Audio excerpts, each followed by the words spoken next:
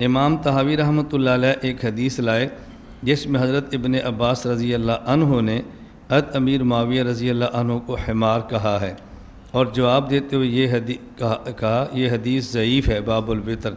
جب یہ حدیث ضعیف ہے تو کتاب میں کیوں لائے ہیں؟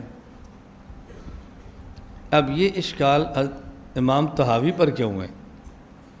احادیث ضعیف تو امام ترمذی بھی لائے ہیں، کیوں اشکال نہیں ہے؟ امام نسائی لائے ہیں، کیوں اشکال نہیں ہے؟ امام ابو داؤد ابن ماجہ لائے ہیں، کیوں اشکال نہیں ہے؟ اس کی وجہ کہ امام طحاوی حنفی ہیں۔ اس کا مطلب اشکال حدیث کے لانے پر نہیں ہے، اشکال حنفی کی حدیث نقل کرنے پر ہے۔ جیسے میں نے آپ سے کہا تھا نا، امام ابو حنیفہ رحمۃ اللہ علیہ کو رضی اللہ عنہ مدینہ منورہ میں بھی لکھا ہوا ہے، مسجد نبوی میں، اس پر اشکال نہیں ہے۔ اگر کسی حنفی کی کتاب میں ہے تو پھر اشکال ہے۔ اس کا مطلب رضی اللہ عنہ لکھنے پر اشکال نہیں ہے، حنفی کے لکھنے پر اشکال ہے۔ تو یہ اشکال تو کوئی نہیں، جب حدیث ضعیف تھی تو لائے کیوں ہیں؟ بھئی لائے اس لیے ہیں تاکہ حدیث لائیں اور جواب نقل فرمائیں، اس لیے لاتے ہیں۔ اس میں اشکال کی بات کیا ہوتی ہے؟ یہ بات اچھی طرح سمجھنا۔ اصل میں اس کے اشکال وہ اس سے اہم ہے کہ حضرت ابن عباس رضی اللہ تعالیٰ عنہ حضرت امیر معاویہ رضی اللہ عنہ کو حمار کیوں فرما رہے ہیں؟ یہ صحابی کی توہین ہے۔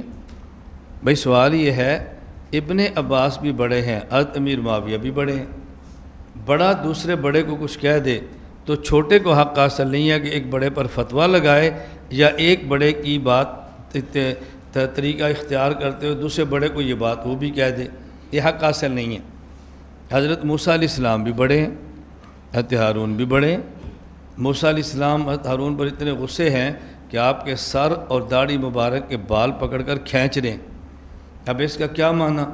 اگر کسی امتی کو بھی نبی کی بات پر اختلاف ہو جائے تو وہ بھی ایسے کرے جیسے تو موسیٰ علیہ السلام نے کیا ہے۔